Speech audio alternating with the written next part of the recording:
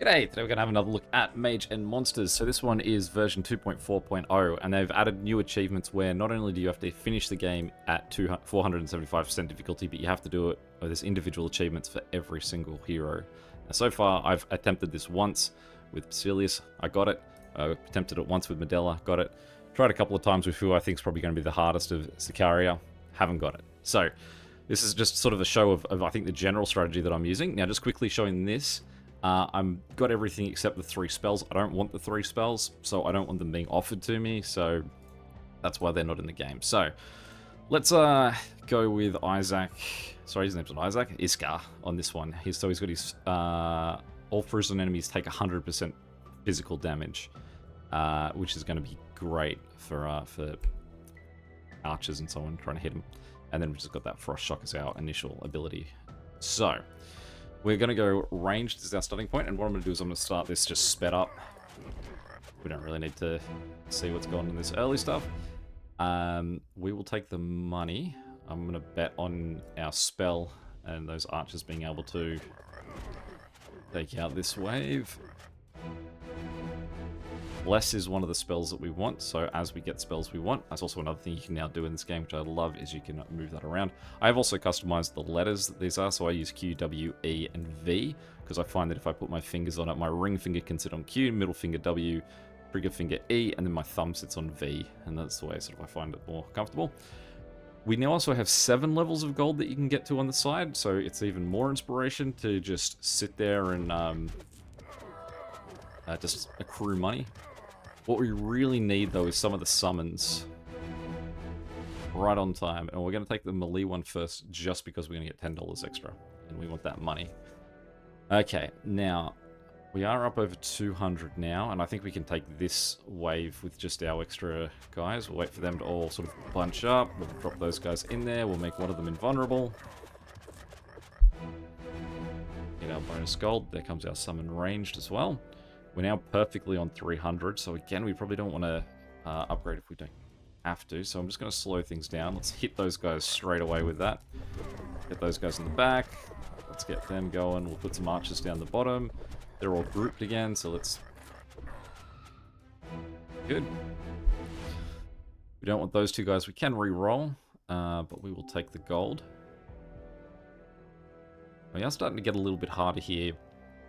I think we're going to unlock the level 2 spells now, just to try and sort of keep the edge. That basically our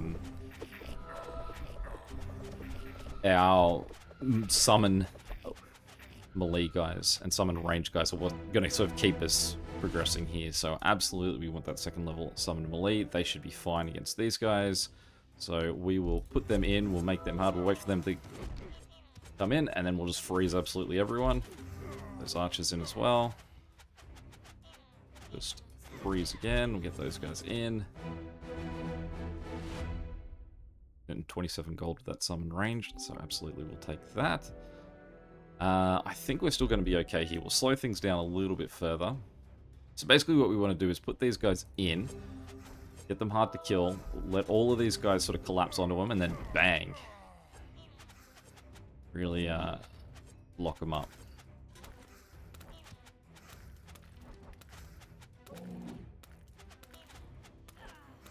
Alright, we'll get one of these guys hard to kill. Let them all come in, and then bang, hit them again.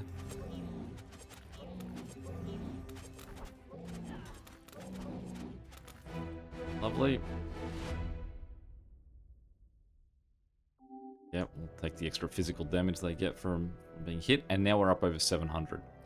Now this is a trickier wave because we've got 64 guys coming at us, but we are going to try it with our real lean little guys, because again, they are still all melee. What we can do is we can just put some guys up the top, make sure at least one of them lives, and then we'll just womp out a whole bunch of them.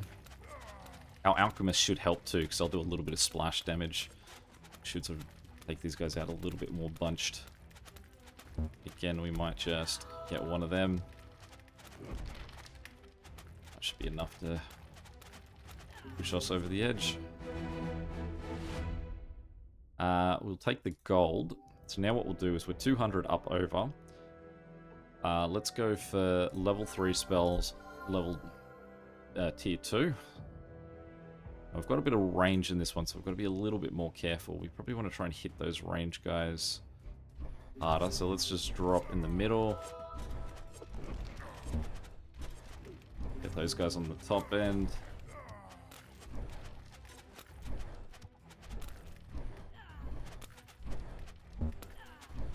Wait for that summon to kick in. These guys down here, and we will make one of them hard to kill. That should be enough. Okay, we'll take Alchemist, because again, we're still just about the range. So we didn't get any level 3 spells there, so we definitely don't need to upgrade that again yet, because we've got plenty of room to still move those upgrades. You can see that we've not had to force an upgrade at all yet, which is a really nice place to be in. Okay, so again, we're going to bet on our summons to help us out here. So we'll chuck those guys right there. We'll let everyone sort of collapse on them. We'll get some splash damage. So we've got a bigger group of splash damage. Now we've got more alchemists. Speed things up a little bit. They'll sort of come this way. Let's get one of those guys hard to kill. Let's go pick on the archers. Give them some alchemists to support them.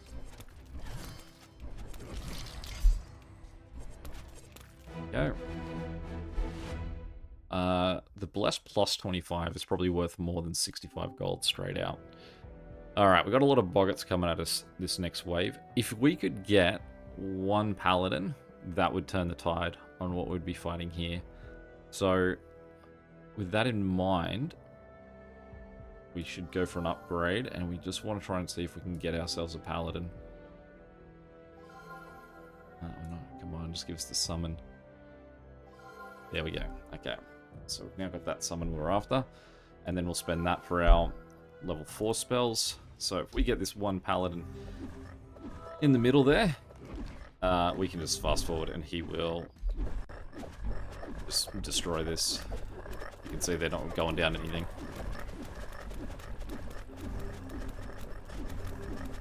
We're making Paladins faster than we're losing them.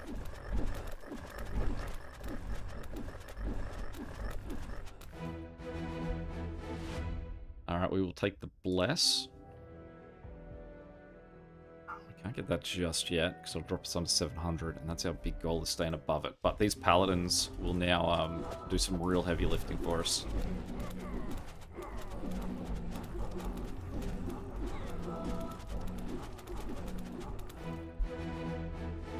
Now we'll get our Cyclops. And we're up over 1,000, so we can go for our tier 4 units. We'll make sure we've got our max amount of guys available to us. And we will hold out with that. Slow things down a tiny little bit. Drop these guys back there. We'll make them hard to kill. Cyclops in, freeze those guys. Just see if we can sort of pick them out. Good. Just make someone hard to kill. Yeah, we'll go the Malik so we get more money for it. Alright, that would take us to near 500. I don't think we need it for these guys. There's a small enough group that if we do this, we can then freeze them all. Get one of our guys hard to kill.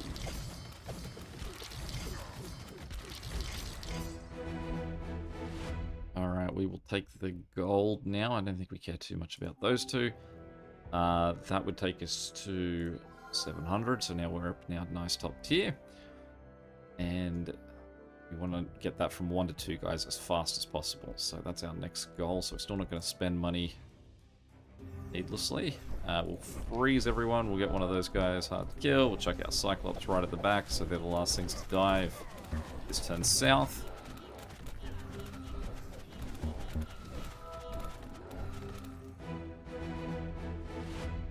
We'll go the Bless. May as well finish off our spells. No, we need way more than that.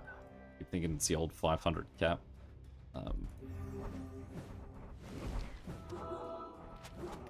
Chuck these guys down here so they can pick off those pesky range guys.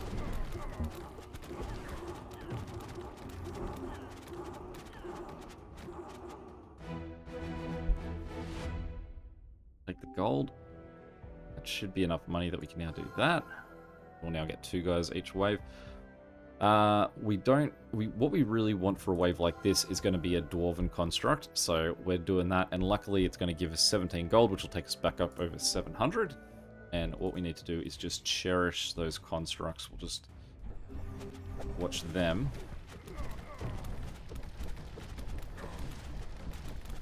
Make sure they stay healthy. Just pick on all the guys at the back.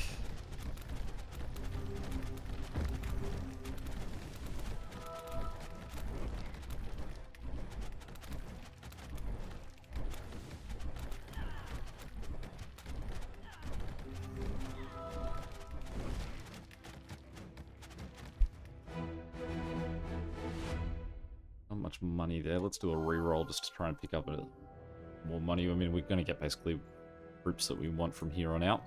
Okay, so now we are up over 700. We are at level 4 troops. All of our spells are at level 4 too, so now we can just start bringing in guys. Now, I think the most valuable character in this game is the Necromancer. So watch me as I buy as many Necromancers as this is going to allow me to have, as long as they are also giving me good money. Okay.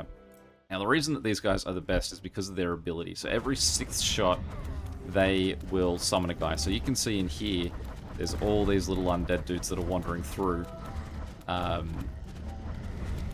getting in the way. Now, the key thing is that they're getting in the way. One thing that you might notice about the way that Mage Monsters works is there's not just one guy that is like it doesn't sort of work on a logic base of, well, the guy to my left is attacking that guy and he's definitely going to kill him, so I should attack someone else. It is 15 guys all attack the closest guy who is alive at the point that they attack. So what that means, I went under 700. Bummer. What that means is that, say, if you watch this guy, he's going to get attacked by everyone, even if it kills him. That all of that focus is coming his way.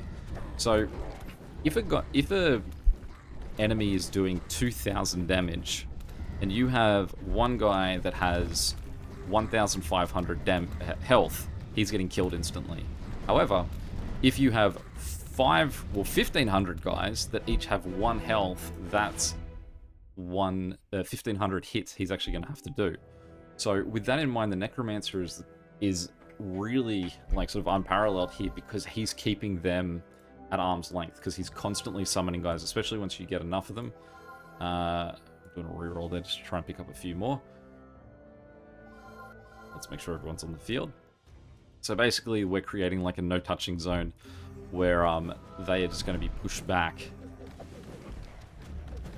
So we don't really want these guys to progress further than here, and you'll see that there's so many undead guys moving forward that they are getting so much of the attention that my other guys aren't dying.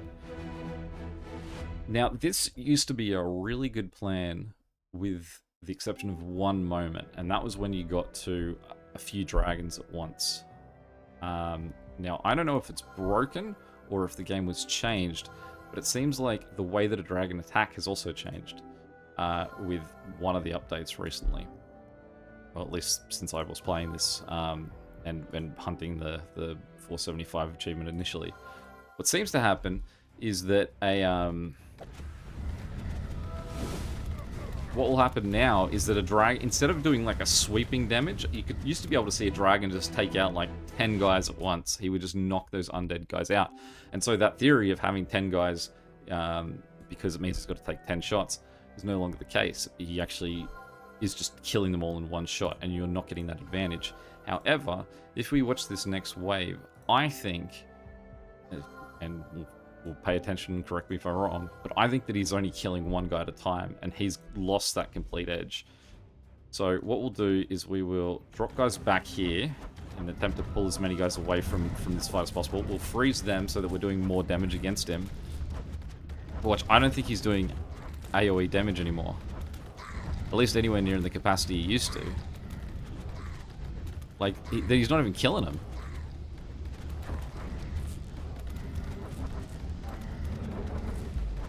And so he loses being swamped by the undead. Which I think, I swear that didn't used to be the case. So I think that that has made 475 way easier. Because that's the one thing that you had to sort of like counter, as opposed to sort of just being able to play the same strategy as everything else. So what we're going to do is we're going to increase the damage that we're doing with our range guys, because we're relying heavily on our range being our dominance here. We do still want Cyclopses out there, because if we've got too many Necromancers, they're just going to sort of get bogged down on each other. So if we can have Cyclopses at the back doing more damage at further range, because in that worst case scenario, if the Necromancers do fall, we've got a lot of damage in the Cyclopses behind them that are going to help out as well. Okay. So I don't care too much for the other guys. Constructs, I think, are the sort of the brick walls that we can put in the middle. The Archangels just die so fast that they're not worth having. I've dropped them to 700 again.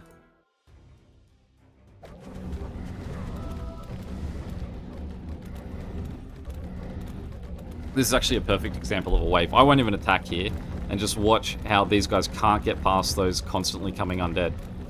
The constructs are gone, and that's not the problem.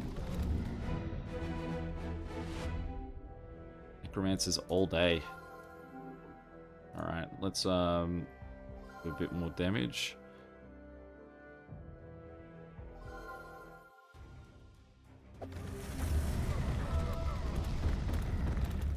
So part of that is just grouping them together to sort of freeze them and take a whole bunch of guys out of the fight. Having this freeze will be really good when we do get to the end game dragons, because then we can sort of, if we've got a guy that we know everyone is focusing on, we can really up the damage that they're taking.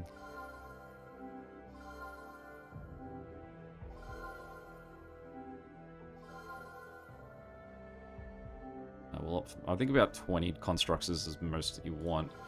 So we do really want to try and up that Necromancer total. Well, I've just gung-hoed straight past 700 again. Old habits die hard.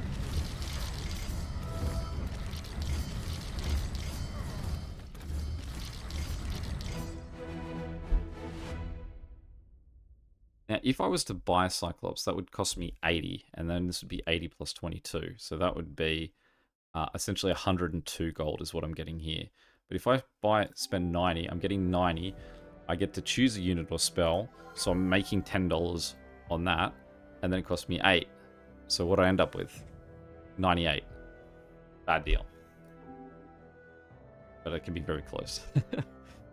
Okay, so let's upgrade their damage again. So he's up over 100 now. We'll just up our max again.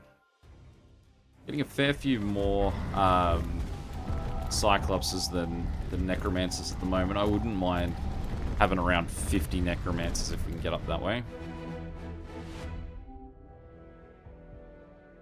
So let's go. What level of wave are we on? Let's upgrade that again. But when I did attempt this the first time, I got 475. I wrote up in Excel the mathematical, like, sort of logic of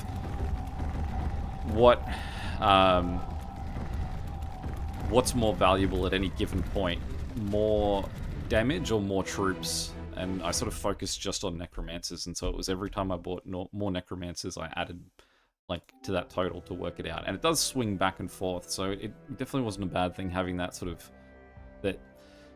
So for example, it cost me 80 to choose a unit or spell. It cost me 190 to upgrade their range again.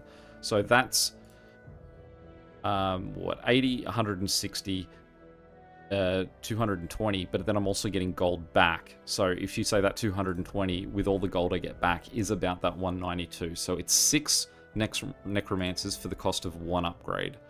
Now, at a point where I have, say, 42 guys, and that 25% means that they get, so, I don't know, let's say, we'll say it was 10%.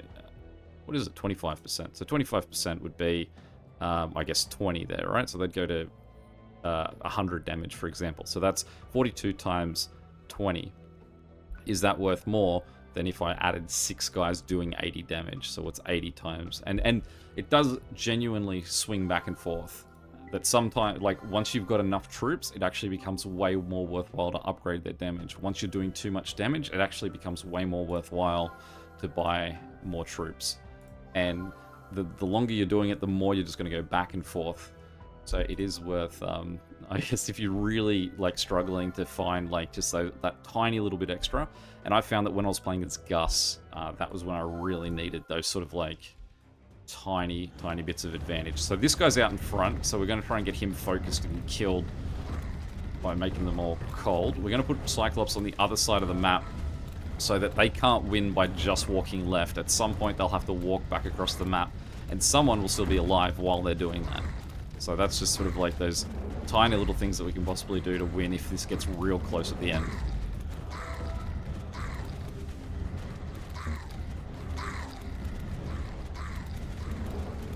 But you can see they are getting caught up on the undead guys. I'm certain that didn't used to be the case.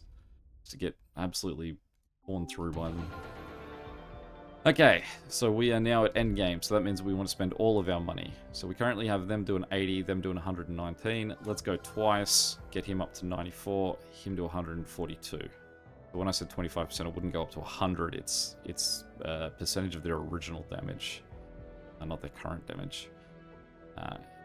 And then we will just go for units. So Necromancers, more Necromancers, more Necromancers, more Necromancers. Cyclops. Cyclops. Cyclops. Necromancers. Cyclops. And buy one of those, and we'll get a tiny little bit of lifesteal. Alright, here we go. So we'll dump some guys in the back to sort of just divide the attack a little bit, freeze everyone back there as well.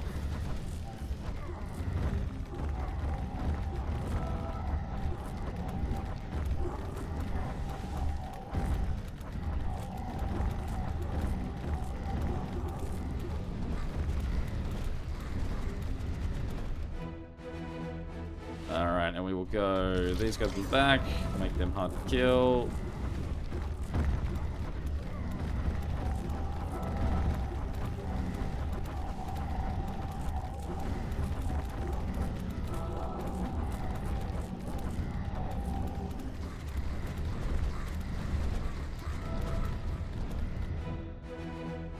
Alright, soon we're going to start coming up against dragons, which will be next wave, I believe.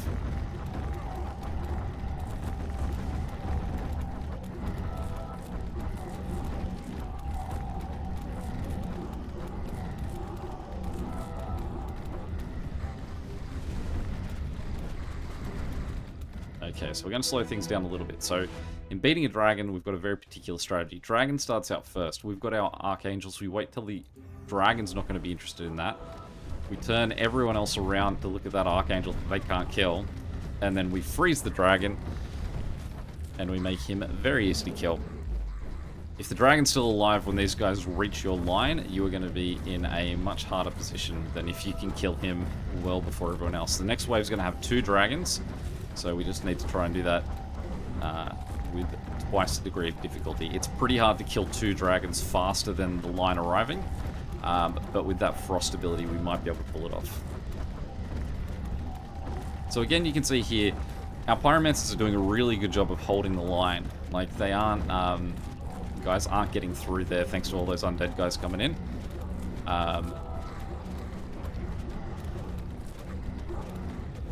And even if they did, they'd have to work through this line before they got to all of these guys at the back also doing like 200 damage each. So there's a few contingencies in the way that these guys are spacing. And you can even see the archers are actually standing in front of the Cyclops. That becomes another great sort of useful thing, especially if you go early into... We pull those guys back, we freeze both of those guys, we get everyone we can getting in there, and that is fast damage that they are putting on those guys. So that was... You really want to get another fast freeze in here before these guys show up. Beautiful. So we've already turned this battle to our advantage.